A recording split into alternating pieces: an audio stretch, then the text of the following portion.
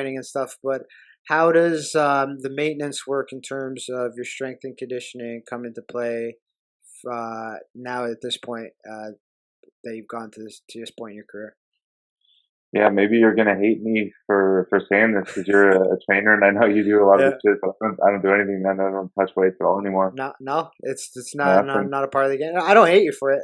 For some guys it works, some guys it doesn't. yeah. Right? The only time I will is like if I was at home on quarantine after one of my fights, I got like a fucking 50-pound kettlebell that I'll swing around because I'm at home bored. But like right now, training twice a day, I don't do weights at all. So do you find that that's helped you, or like does your body deteriorate because you're not doing it, or like I don't know. It's hard to say because like it's impossible to compare. I mean, I could start lifting weights 50 times a week and see how I feel if I feel any different. But I don't know, man. I don't feel like I need it. Like I never feel weaker than anyone in the cage. I don't feel like I need yeah, to do a ton of strength work. Obviously, like people are always mentioning my gas tank, so I don't think conditioning is a big thing.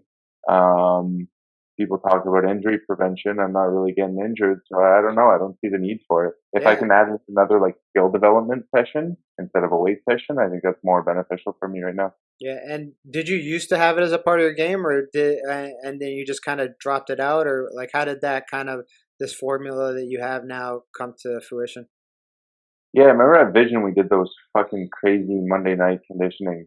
Yeah, And I did that consistently for however many years I was there, and that shit was fucking hard, man. We were doing like a hour and a half of circuit training of like lifting weights and fucking sprinting and push ups and all this shit. I would go home just aching, and I did that for years. And then there was a short time where I was like trying to lift heavy, just mostly like squats and deadlifts and trying to put weight on the bar. And I did that for a bit, and then I don't know. I just slowly did it less and less until it wasn't there at all. And now I'm like, I don't want to cut out a training session to add in a weight session, so I just don't do it you, anymore. when you're done fighting, you see yourself going back to that a little bit just to kind of keep maintain your body, I guess, right? I think so because I do enjoy it sometimes too. If you get together with a buddy and like go in the gym and fucking lift some heavy shit and Yeah. grunt and throw around some weights, it's fun. So yeah, I think I'll do it again in the Yeah. future. Just grunt. We just need to go there and grunt. We don't Yeah, need to leave. We need to just lift any fucking weights. Let's just go. Let's just go and grunt.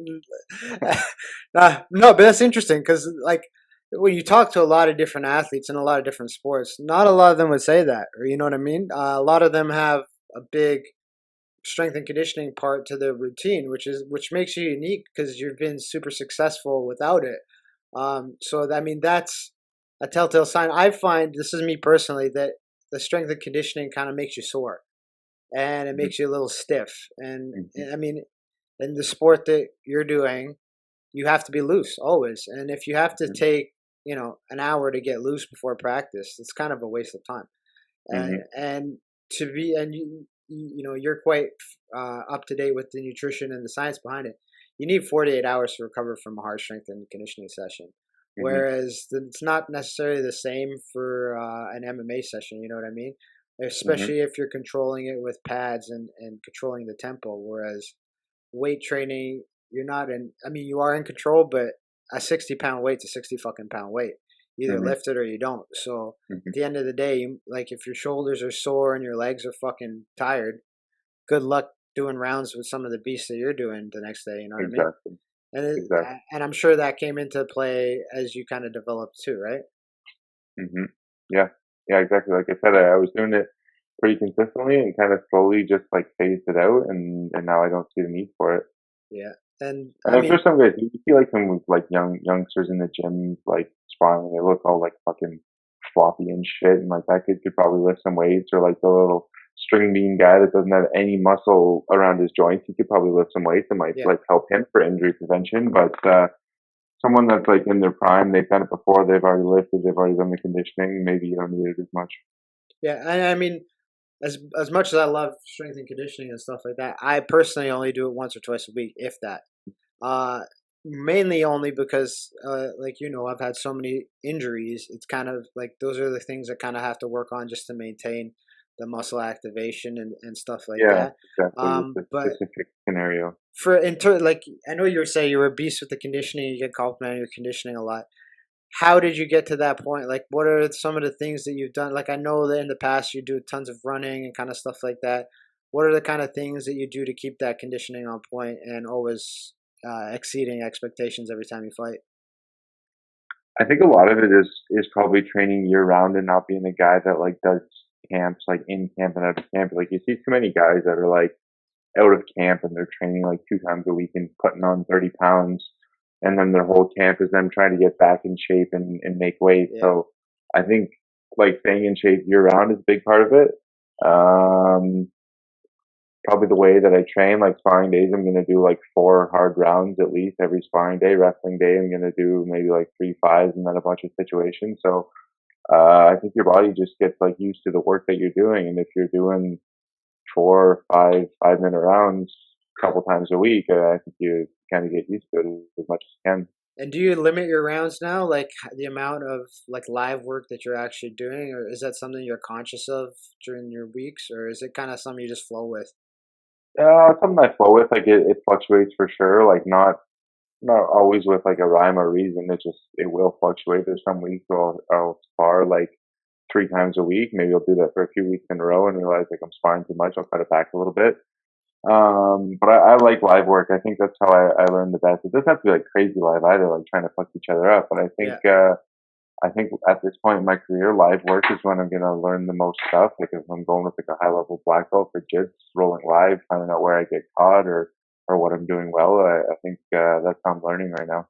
Yeah, I mean, and I think that has tons of value to it too. I think like a lot of people underestimate, you know, they like look at jujitsu for example, because I'm a big jujitsu guy. Uh, a lot of the guys they'll slap hands and then they'll fucking sit down and then they'll fucking stare at each other for like 3 minutes Mhm.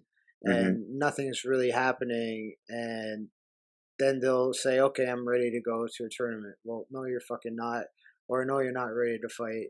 Like, you have to put yourself, like you said, in those situational Mhm. positions. And, like, I think a lot of guys ignore that fact, right?